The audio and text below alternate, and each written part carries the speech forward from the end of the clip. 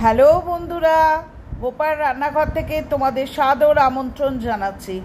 বন্ধুরা, আজকে দেখাচ্ছি একটা চটপটা আইটেম, যে যখন তার চ্যানেলে এই আইটেমটা দেখাও আমি তখনই বলি যে এটা আমার খুব ফেভারিট, অর্থাৎ এই ছোটো মাছের চচ্চড়িগুলো।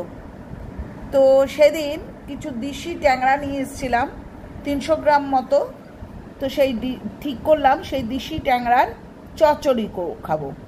তো সেই জন্যে ঝটপট কিছু জিনিস জোগাড় করে ফেললাম, করে দেশি ট্যাংরা চচ্চড়ি করতে লাগলাম। তার জন্য আমি কিছু আলুকে ঝিরিঝিরি করে কেটে নিলাম, পেঁয়াজও ঝিরিঝিরি করে কেটে নিলাম, ধনেপাতা কুচিয়ে রাখলাম, আদা রসুন এবং কাঁচা লঙ্কাকে থেতো করে নিলাম, আর টমেটোর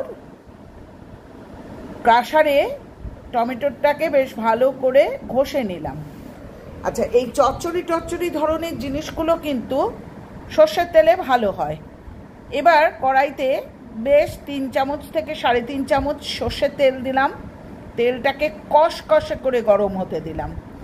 এরপর নুন হলুদ মাখিয়ে এই ট্যাংরা মাছগুলোকে সর্ষের তেলের মধ্যে ছেড়ে দিলাম। 300 গ্রাম ট্যাংরা মাছে আমি একবারে ছেড়ে দিলাম। বন্ধুরা, এই সময় কিন্তু কষকষে তাপটা রাখো, ঠিক আছে? মনে মনে ভাবছো তো 300 গ্রাম ট্যাংরা মাছ কী করে একসাথে ভাজে? আচ্ছা, আমি কিন্তু তেলও বেশি দিইনি, কষকষে করে ভেজে দেখো সাইডটাকে জাস্ট চেঞ্জ করে দিলাম, দিয়ে দেখো ওই সাইডটাও কিন্তু আমি কড়মড়ে করে বেশ ভালো করে ভেজে নিলাম। এটা কিন্তু মুসুরের ডালের সাথেও কিন্তু এরম ভাজা খেতে ভালো লাগে। এবার দিচ্ছি হচ্ছে কালো জিরে ফোড়ন। অবশিষ্ট তেলের মধ্যে আদা রসুন একটু বেশি করে এবং কাঁচা লঙ্কাটাকে আমি খলনুড়িতে কিন্তু একটু থেতো করে নিয়েছি। তারপর দিচ্ছি হচ্ছে পেঁয়াজ, বেশ 2টো পেঁয়াজ কুচিয়ে নিয়েছি, নিয়ে যখন রসুন থেকে বেশ সুন্দর গন্ধ বেরিয়েছে তখন পেঁয়াজটাকে ছেড়ে দিয়েছি। সবাই জানো যে পেঁয়াজটা ভাজা সম্ভব হয়, সহজেই ভাজা হয়ে যায় একটু লবণ দিলে। আমি 1 চামচ লবণ দিয়ে দিলাম। বন্ধুরা, মাছটাকে কিন্তু খুব ভালো করে ভাজবে, কারণ কড়মড়ে করে মাছটা ভাজা হলেই কিন্তু চচ্চড়িতে দিলেও আস্ত মাছটাকে, নাহলে মাছগুলো কিন্তু গুঁড়িয়ে গেলে তখন ভালো লাগে না।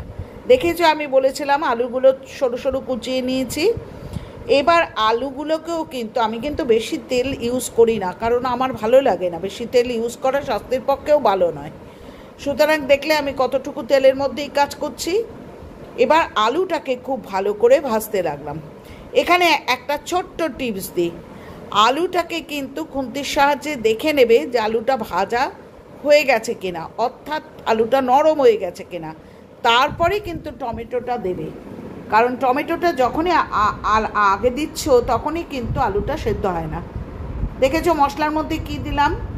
1 চামচ হলুদের গুঁড়ো, 1 চামচ কাশ্মীরি লঙ্কার গুঁড়ো, 1 চামচ ধনের গুঁড়ো, 1 চামচ জিরের গুঁড়ো দিয়ে খুব ভালো করে মশলাটাকে কষাতে লাগলাম। দেখেছো বন্ধুরা, কষিয়ে কষিয়ে কষিয়ে কষিয়ে একদম যখন শুকিয়ে গেছে, অর্থাৎ আর 1 ফোঁটাও জল নেই, তেল রিলিজ হচ্ছে। দেখো আমি ভালো করে দেখে নিচ্ছি কিন্তু আলুটা সেদ্ধ হয়েছে কিনা, খুন্তির ডগা দিয়ে কিন্তু দেখে নিলাম যে আলুটা সেদ্ধ হয়ে গেছে।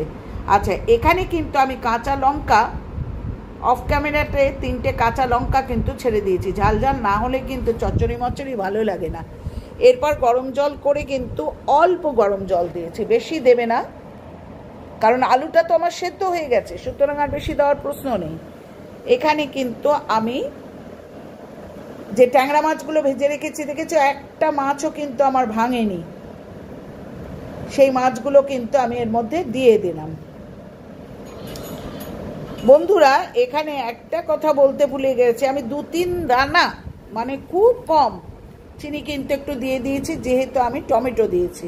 আর বেশ করে ধনেপাতা কুচানো আমি এর মধ্যে তোমার ট্যাংরা মাছের দেশি ট্যাংরার চচ্চড়ির মধ্যে ধনেপাতা কুচিয়ে দিয়ে দিলাম। হয়ে গেল একটা অত্যন্ত প্যালেটেবল ডিশ। দেখেছো ট্যাংরাগুলো একদম আস্ত আস্ত রয়েছে। তো আমি সিক্রেটটা তো বলে দিলাম কি করে ট্যাংরাগুলো এরকম আস্তভাবে রাখবে, কিভাবে ভাজলে এটা থাকে। তো আজকের মতো তাহলে আমার এই ট্যাংরা মাছের দেশি ট্যাংরার চচ্চড়ি হয়ে গেল। পরের দিন ফিরবো আবার নতুন কোনো আইটেম নিয়ে। এবার আবার ওই ভাঙা ক্যাসেটের মতো বাজাতে থাকি। সেটা হচ্ছে পুরনো বন্ধুরা যেভাবে আমি তোমাদের সমর্থন পাচ্ছি, প্রত্যেকে যেমন ভালো ভালো কমেন্ট করছো, আমি রিয়েলি গ্রেটফুল তোমাদের কাছে।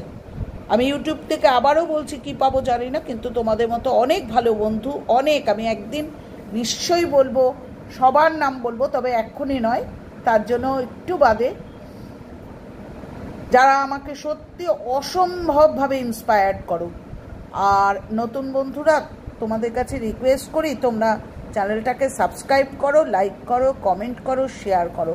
তোমাদের কমেন্টের মূল্য কিন্তু আমাদের কাছে অপরিসীম, কারণ এটা আমাদের মোটিভেট করে পরের দিন একটা ভালো কিছু করতে। ভালো থেকো, সাবধানে থেকো, আজ আসি, টাটা।